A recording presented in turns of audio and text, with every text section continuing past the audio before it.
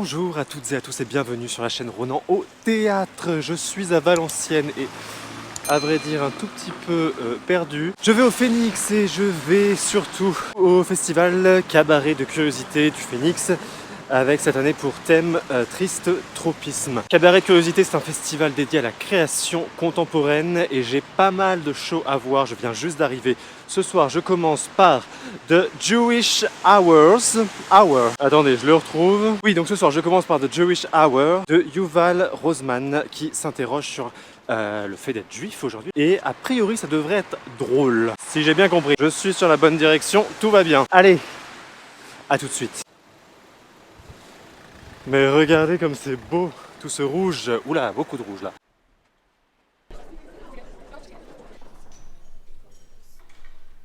J'ai eu droit à une petite visite privée de la grande salle parce que je ne verrai pas la grande salle, c'est sublime. J'adore cet escalier là juste derrière moi avec toutes ces lumières, je trouve ça dément. Et c'est parti pour The Jewish Hour au studio. Let's go.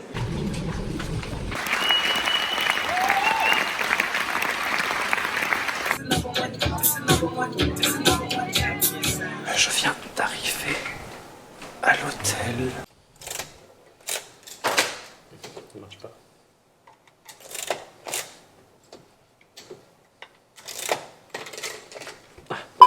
Alors la grande chance que j'ai eue là sur ce spectacle, c'est d'avoir pu rencontrer Yuval tout à l'heure, ce qui m'a quand même beaucoup éclairé. Non pas que j'avais pas tout compris le spectacle, mais c'est quand même hyper compliqué. J'ai aucune culture juive. Bizarrement, je sais pas trop pourquoi, je suis passé un peu dans mon enfance et dans le milieu dans lequel j'ai évolué.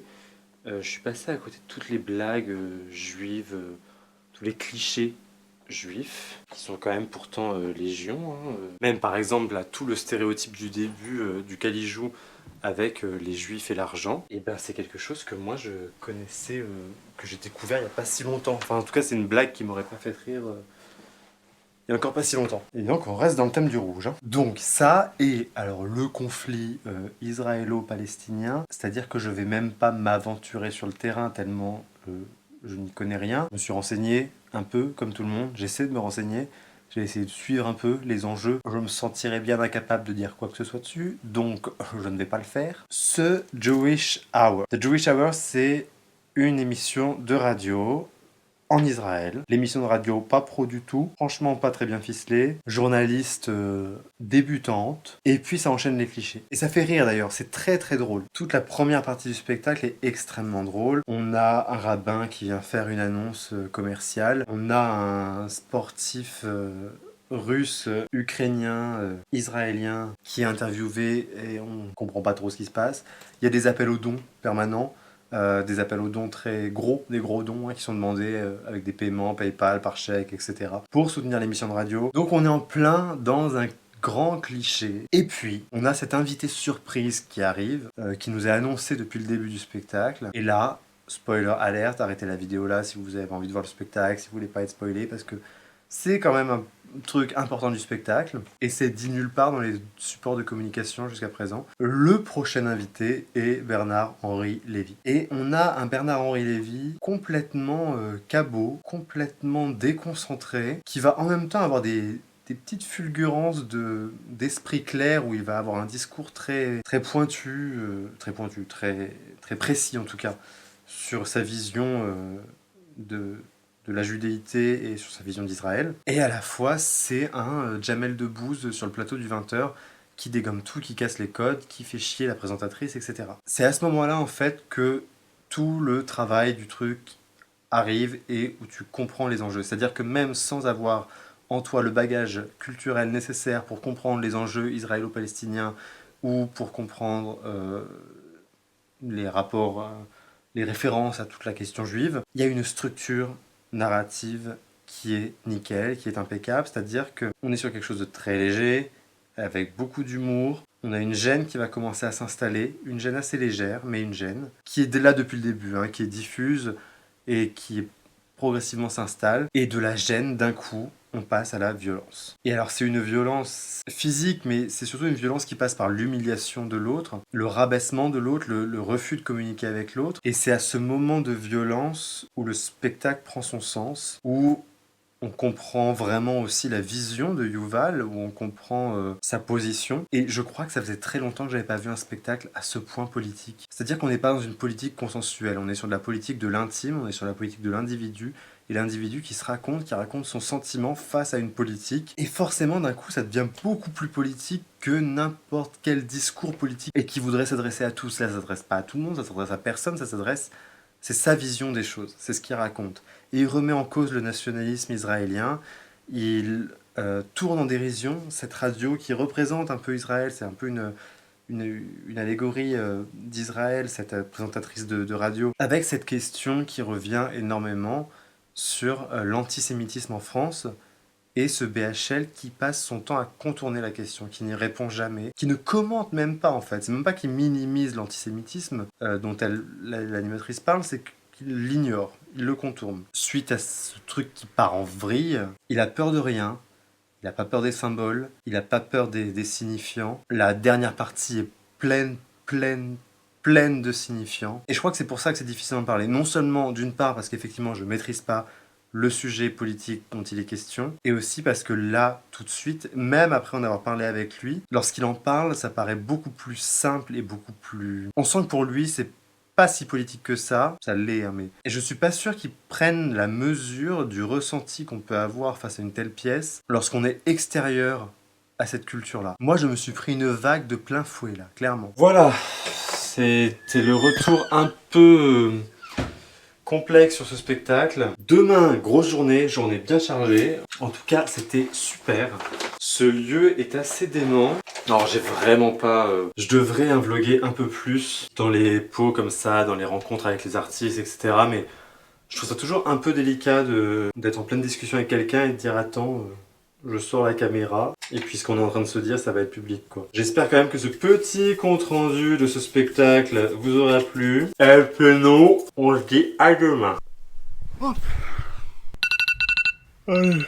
Cabaret de curiosité, jour 2. C'est parti.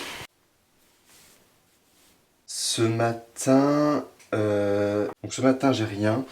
Mais bon, j'ai quand même du boulot. Faut que je retrouve mon programme. Donc aujourd'hui, jeudi 5 mars, 16h, rencontre avec les lycéens. 16h30, moment d'angoisse chez les riches de Henri Bott à la Fabrique Phénix de Valenciennes. Ça dure 1 heure. À 18h, sans titre 2000 de Tino Segal à l'espace Pasolini. 6 minutes à pied du Phénix. Ça dure 50 minutes. À 19h, je prends une navette pour aller voir Steve Jobs à 20h. C'est de Robert Cantarella, le spectacle sur Steve Jobs avec Nicolas Maury dans le rôle principal, enfin dans le rôle de Steve Jobs en fait, au manège de Maubeuge. Ah, il y a quand même 45 minutes de bus, dis donc. Et demain, le train est à 7h. On y va? Parapluie.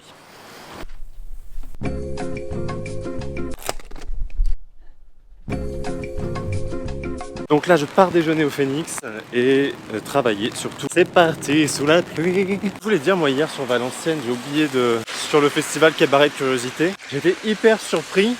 Je savais que c'était un festival assez réputé dans la région.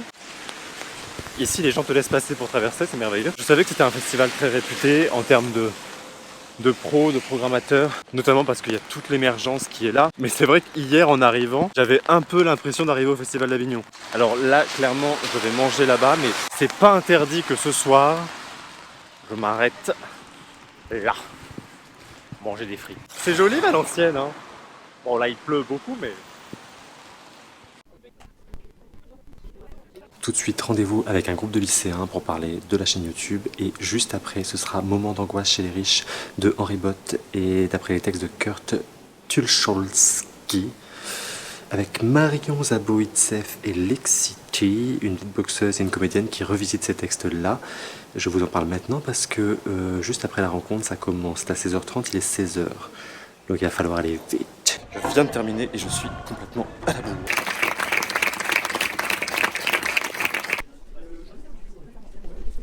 5 minutes de pause avant la suite. 5 minutes pour revenir dessus, il y a 3 choses dans ce spectacle et 3 choses qui malheureusement je trouve ne matchent pas forcément très bien par moment. On a un dispositif assez théâtral, assez conventionnel, pas classique mais voilà, un micro, un fauteuil, du décor avec des journaux étalés par terre, enfin, des choses qu'on peut voir habituellement et qui fonctionnent. Et une comédienne qui va jouer les textes de cet auteur que je n'arrive jamais à prononcer, Kurt Tucholsky, mais je connaissais pas moi. Je vais googler ça, vous allez voir. C'est bien le moment de faire des recherches Google. Ouais, c'est ça, né en 1890, mort en 1935. Ouais, bah je connaissais pas sa vie, son œuvre. En tout cas, ça marche plutôt bien, les textes sont vraiment bien, et donc ça marche bien. Et puis, on a le beatbox. Non, pas tout de suite. D'abord, on a aussi des passages, donc on a cette partie très jouée, on a des passages où le texte est plutôt débité sur un gros beat, un rythme. Et ça aussi, pourquoi pas, mais c'est autre chose, mais pourquoi pas, ça fonctionne et super. Le troisième élément, c'est le beatbox justement, et c'est celle qui fait du beatbox, où elle est ni extrêmement mise en avant, ni assez en retrait pour qu'on l'oublie. Elle a une sorte de présence hybride dans le spectacle où on sait pas trop quel est son rôle en fait. À un moment, je me suis dit, pourquoi le beatbox? Parce que finalement, ça aurait pu très bien marcher avec juste une création de ces sons-là en régie. Parce que la création sonore est importante, hein, et ça, elle fonctionne. Mais c'est la présence de la personne qui crée ces sons-là en scène que je questionne là. C'est-à-dire que soit il faudrait j'ai failli rater une marche. Soit il faudrait complètement l'effacer, soit il faudrait vraiment lui donner une grande présence beaucoup plus importante. Parce qu'on a une comédienne super qui du coup forcément prend de l'espace. Et regardez ce parvis immense, c'est incroyable. Donc voilà, un tout petit peu mitigé. Il reste quoi? 1 minute, temps de faire pipi. Et on enchaîne avec... Et je suis pas au point. Hein. C'est pas ça, c'est mon billet de train, ça n'a rien à voir. Est-ce qu'il faut que je te mette dans mon vlog un jour, Nicole? Je me suis laissé embarquer par Nicole, donc je vais voir 100 titres 2000 de Tino Sehgal et Boris Charmatz. C'est à l'espace Pasolini qui est juste là. Danse crue sans artifice, telle était la proposition de l'artiste germano-britannique Tino Sehgal. C'est assez génial quand même. Là je me suis renseigné vite fait quand même, c'est une pièce que lui, donc Tino Sehgal l'a créée il y a plusieurs années et il l'a transmise à 3 danseurs et dont Boris Charmatz. C'est la pureté absolue du geste chorégraphique et c'est exactement, en fait oui c'est marrant parce que je suis en train de le dire et je me souvenais pas, je l'avais lu tel quel dans le programme. La pureté chorégraphique ça veut dire quoi? Ça veut dire que noir complet, plateau complètement nu et la lumière, un homme complètement nu, sans artifice, lumière plein feu, enfin éclairé partout, aucune musique, si ce n'est que aucun son, à part le bruit de ses pas et le bruit de sa respiration, qui devient de plus en plus présent, en plus avec l'avancée du spectacle. C'est presque une leçon d'anatomie, c'est un homme qui délivre une banque de données, de gestes, de gestuels, de comportements. Et c'est sublime parce qu'on traverse tout un tas d'états et en même temps, si on prend du recul un peu, effectivement, on voit juste quand même un mec à poil qui se roule par terre et qui se frotte, sauf que, et c'est là que c'est difficile à expliquer la danse contemporaine, c'est là que c'est difficile à rendre, c'est que on ne sait pourquoi ça provoque quelque chose. Et il y a des émotions qui paraissent uniquement par la mémoire collective qui est liée à cette gestuelle, je pense, parce qu'on va aborder différentes façons de marcher, on va aborder différentes postures et tout ça est décliné à chaque fois, il y a différentes déclinaisons et ça fonctionne. Et il y a des prises de parole aussi, et les prises de parole sont étonnantes puisqu'elles commentent le spectacle tout en étant extrêmement intégrées à la gestuelle. On passe vraiment d'un corps hyper performatif à par moments, très peu souvent, mais quand même un peu, un corps quotidien. J'en parle souvent de ce corps performatif et ce corps quotidien, mais moi c'est quelque chose qui vraiment me touche beaucoup dans la performance et dans la danse surtout. C'est cette différence justement entre un corps performatif qui va être en tension, qui va délivrer quelque chose qui a été réfléchi, pensé et enregistré. Donc il y a une mémoire corporelle qui est restituée, alors que le corps quotidien va être dans l'improvisation totale, va être dans le relâchement, parce qu'il va obéir à d'autres lois et il va pas obéir à la mémoire, mais va obéir à un désir immédiat. Et il y a très peu de moments comme ça dans le spectacle, mais ils existent et c'est justement ces moments-là qui deviennent assez émouvants. Les gens roulent vite ici, dis donc. Merveilleux, non? Et donc maintenant, on continue. Il faut y aller. Ah, merveilleux, incroyable.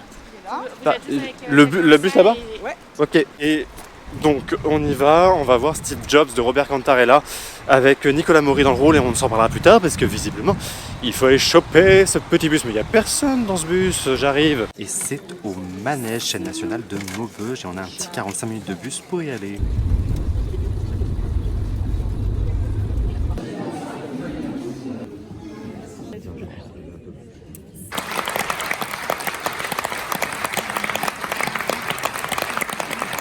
Ok, c'est un peu la déception là quand même. J'attendais beaucoup de ce spectacle. Je trouvais que Steve Jobs était une super idée, une vraie figure théâtrale contemporaine. Le texte est super. Le texte d'Alban Lefranc, c'est un Steve Jobs mort, un Steve Jobs différent. Et ce qu'il dit, ce qu'il raconte de lui, le parallèle qu'il fait entre ses métastases, son empire qui grandit, ce besoin de contrôle du corps, de vérifier l'expérience client, l'expérience consommateur pour chaque organe, cette idée de rentabilité du corps. Donc on a quelque chose de très étrange, déjà dans le texte. Mais le problème, c'est que la mise en scène est elle aussi dans une étrangéification de ça.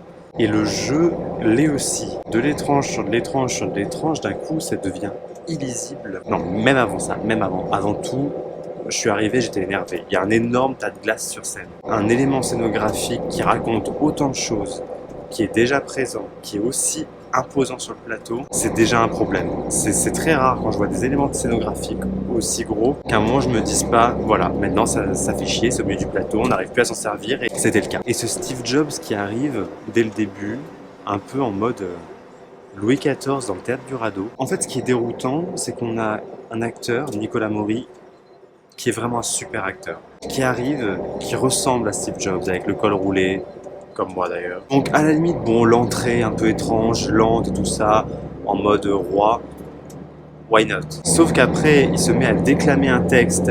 Franchement, il faut s'accrocher pour entendre la beauté de ce qui est dit. Il est vraiment incroyable, Nicolas Maury. C'est un acteur formidable et tu sens qu'il respecte parfaitement la direction d'acteur qui lui a été donnée. Et c'est bien ça le problème. Je pense que c'est un texte qui mériterait beaucoup plus de simplicité et surtout d'être accroché à quelque chose de réel, pas faire une redondance comme ça d'étrangéification, mais si on avait ce même texte dans un décor de Keynote de Apple, peut-être que là d'un coup on créerait vraiment cette étrangéification qui est dans le texte et dans la perception. Là vraiment je comprenais plus rien à la fin, je comprenais pas ce qu'on voulait me raconter, je comprenais pas où on voulait aller. Je suis hyper déçu de terminer là-dessus et parce que j'attendais vraiment beaucoup de ce spectacle. Je me suis vraiment accroché parce que je pensais que bon, c'était déroutant au début effectivement d'avoir un Steve Jobs qui ressemble pas à Steve Jobs et qui parle pas comme lui et voilà.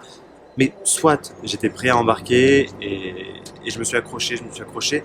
Sauf qu'en fait, au bout de 25 minutes, j'arrivais plus à m'accrocher, quoi. Et du coup, là, je regrette de ne pas être allé voir Soulèvement, un solo sur la résistance de Tatiana Julien, qui était ce soir aussi et qui est demain, mais je serai déjà parti demain, donc je pourrais pas le voir. Ah, c'est nul de finir sur une note négative comme ça. Ça me déçoit parce que c'était super, ce festival, j'adore, le Phoenix, c'est super beau. Enfin, après, j'ai rencontré toute l'équipe RP, l'équipe de la communication. Et, enfin, franchement, c'est aussi ça que j'aime moi quand je me déplace dans des théâtres qui sont pas à Paris. Tu rencontres des équipes qui ont d'autres problématiques que celles qu'on peut avoir à Paris. Il y a un vrai ancrage sur le territoire à travailler. Et là, franchement, j'ai rencontré une équipe RP vraiment qui se donne corps et âme pour ouvrir les portes du Phoenix à tout le monde. Là, je vous ai pas parlé de la rencontre avec les lycéens, ça a duré 10 minutes, mais parce qu'ils étaient un peu en retard, mais c'était super. C'est pendant une semaine, c'est une classe de lycée qui a une semaine banalisée où ils font que du théâtre, ils vont au théâtre, ils vont plus en cours et ils rencontrent des professionnels du milieu du spectacle. J'ai juste eu le temps de leur dire qu'on gagnait pas sa vie en faisant des vidéos de théâtre sur YouTube et que c'était important de bien savoir qu'il n'y avait pas besoin d'appartenir à un milieu social en particulier pour aller au théâtre, que c'était ouvert à absolument tout le monde. Bon, il est 6h35 à peu près. J'ai pas du tout eu le temps de recharger les batteries hier, au sens propre comme au sens figuré, pour terminer ce vlog. Le programme du festival, c'est aussi pour ça que j'ai eu envie de venir cette année, c'est que le programme du festival, je trouvais vraiment canon. Il y a encore Hugues Duchesne avec le Royal Velours que je connais très très bien et que je vous conseille d'aller voir n'importe où il passe, à n'importe quel moment, puisque c'est un spectacle qui se met à jour constamment. Donc si vous l'avez vu il y a un an, vous pouvez largement y retourner aujourd'hui. Il y a Tatiana Julien que je n'aurais pas vu. Le coup de cœur quand même, c'est de Joey Shower. Je suis vraiment content d'avoir découvert le travail de Yuval. Là, avec 24 heures de recul sur le spectacle, ça commence à porter ses fruits, ça commence à vraiment mûrir et je commence à me dire que vraiment ce que j'ai vu était formidable. Boris Charmat, évidemment, c'était super. On est un peu moins dans l'émergence. J'essaie de retrouver le programme. Ah oui, il y avait Émilie Rousset. Mais en fait, j'aurais dû venir demain. Bon, bref, c'est pas grave. C'est quand même un super festival malgré cette petite déception de Steve Jobs. J'espère que cette vidéo vous a plu. Moi, je vais manger un petit bout de maroilles pour terminer, pour commencer cette journée. Parce qu'on aime bien commencer la journée avec un petit bout de maroilles. Et nous, on se dit à très bientôt pour une nouvelle vidéo au théâtre.